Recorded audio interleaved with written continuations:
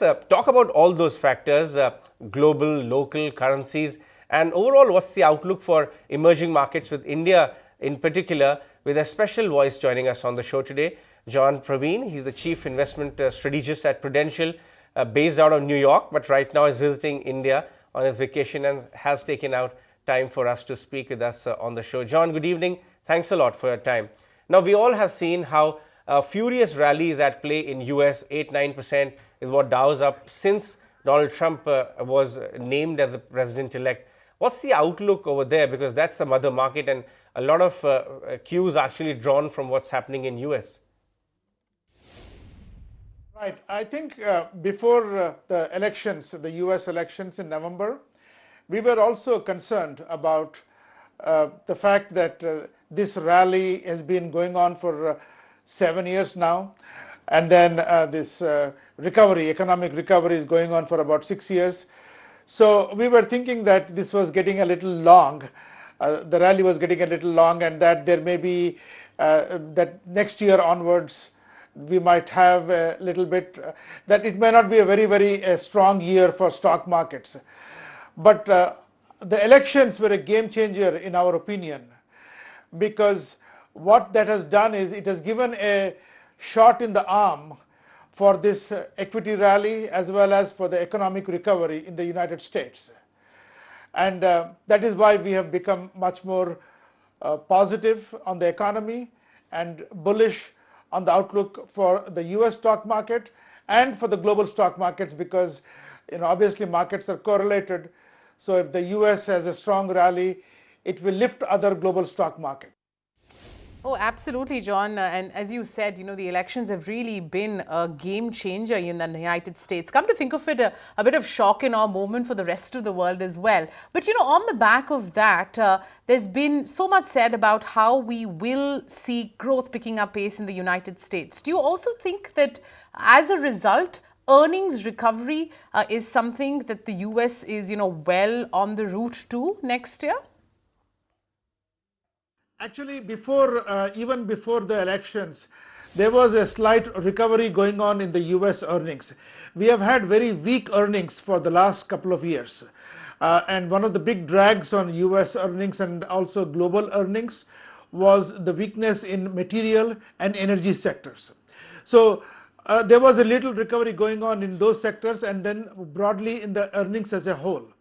Now, with the elections in the US and the victory of Trump and his policies of his proposed policies to cut taxes, corporate taxes, all of that is going to give a big shot in the arm for earnings. We think that earnings in 2017 in the United States will grow at a double-digit pace, driven by several factors. One is the cut in corporate taxes. Two is that reduced taxes on, it's a kind of a tax holiday on repatriation of corporate cash sitting in foreign markets. That will, bringing that cash back will also add to the help the earnings. Thirdly, the recovery in commodity and oil prices is also going to lead to a rally in the earnings. But just to play the devil's advocate, how sure are you that Donald Trump will actually deliver on some of these growth-oriented promises and, as a consequence, help boost the economy? I think that in terms about the policies that impact markets, so on the one hand, they're looking at tax cuts, both corporate and personal taxes, increased spending, infrastructure spending and defense spending, and reduced regulations. So we are likely to see a change in the regulatory environment, which reduces costs to some extent to a lot of corporations. So those are some of the big plans that have a big impact upon the economy and upon financial markets. And to the extent that the Republicans control the House and the Senate, there is an increased likelihood that he will be able to push through these policies through the US Congress, or get approval for those policies. They may not be exactly the way he wants them. So for example, in the corporate taxes, I mean, currently from 35, he wants to cut it to about 15. He may not get it to 15, but even if he gets it to 20, 25, that's good enough.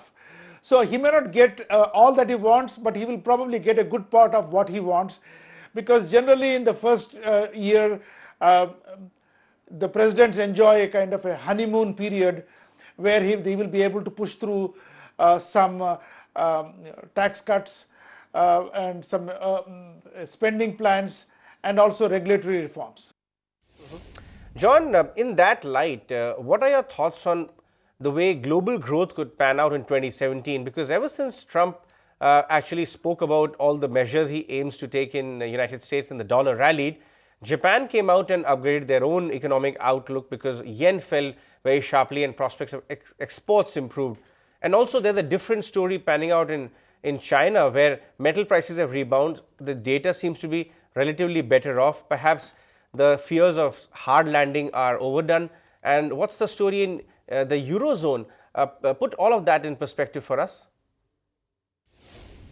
Clearly, in terms about global growth, I think that the US will grow at a very good pace. 2016 growth pace was below 2%. We should probably see a growth pickup to around 3%.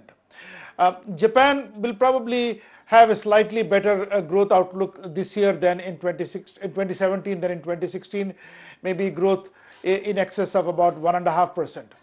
And as you rightly pointed out, EU there are some issues in EU, mainly because there are a lot of elections in some of the major countries, and so that adds in a little bit of uncertainty, especially if some of the more nationalistic parties in these various countries have a strong showing.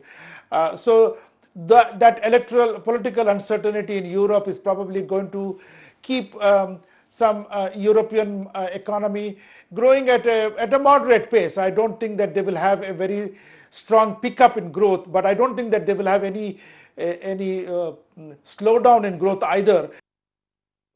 Okay, let's shift focus and narrow it down to emerging market space in particular, which many viewers would be interested in knowing since we are also part of it.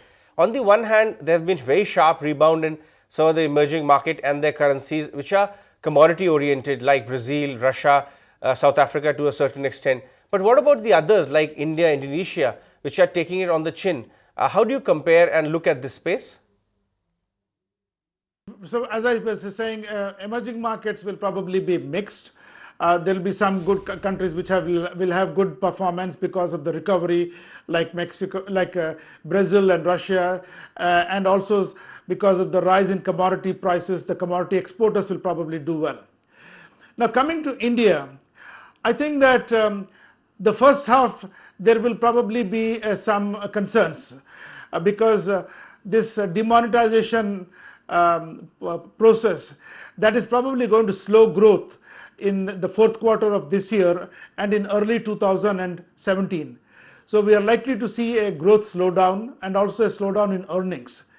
So that is probably going to have some negative impact upon the outlook for the Indian stock market.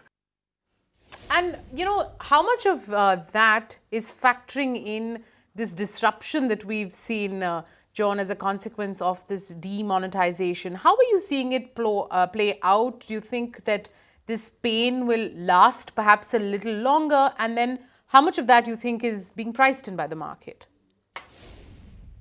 Maybe part of it is in the market, and which we have seen in terms about the weakness in the market after the announcement.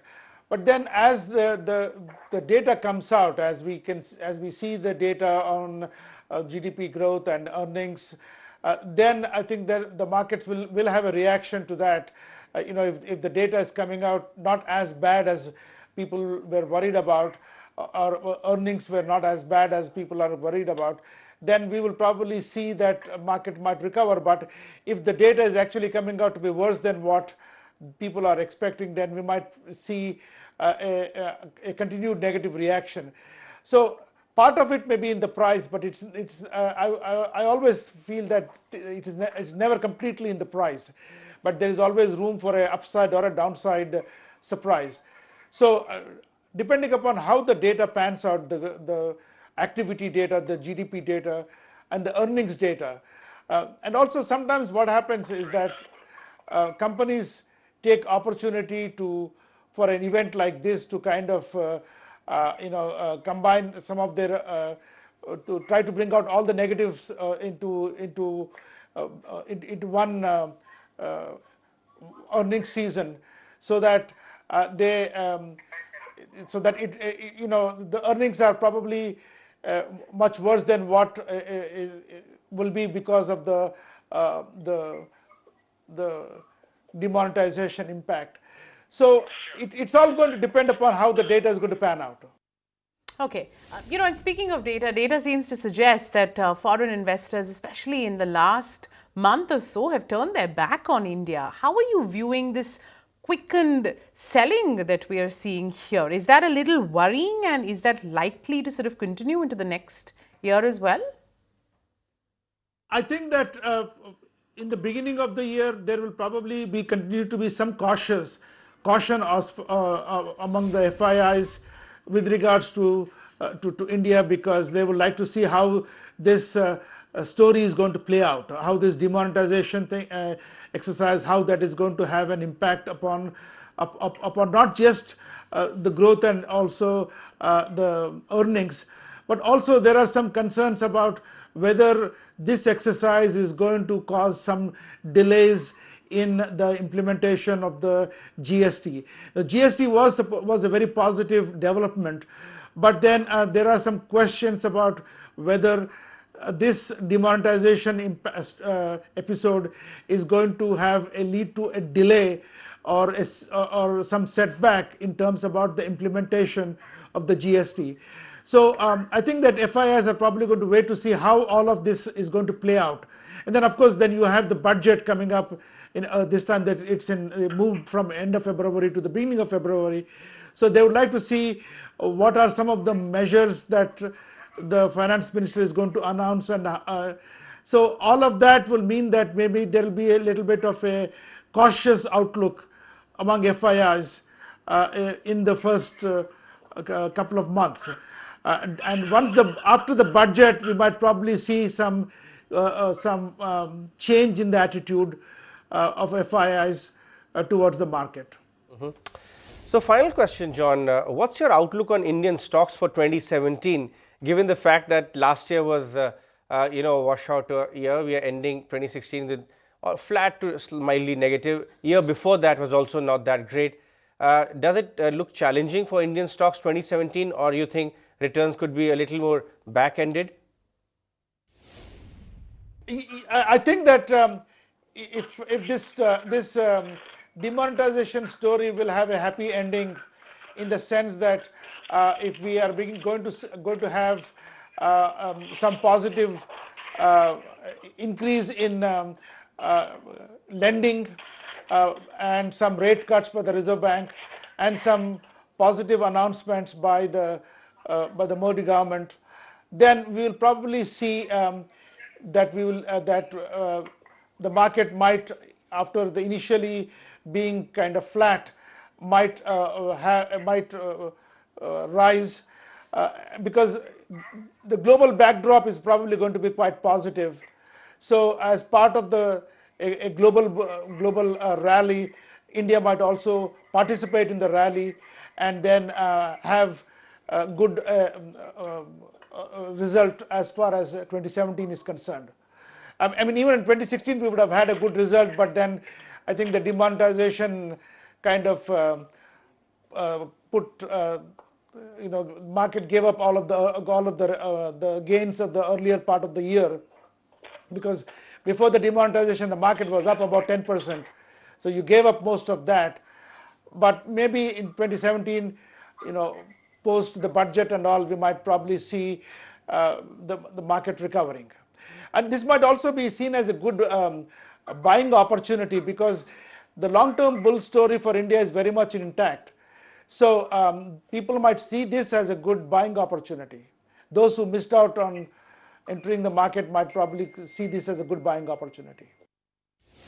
All right, John, on that note, we'll say thank you so much for taking time out for us on this edition of Smart Markets. Find us on Facebook at facebook.com/ETNow and don't forget to click the like button. You can also follow us on Twitter at ETNowLive. To stay updated with all our programming, hit the subscribe button on our YouTube channel by logging on to youtube.com/user/ETNow.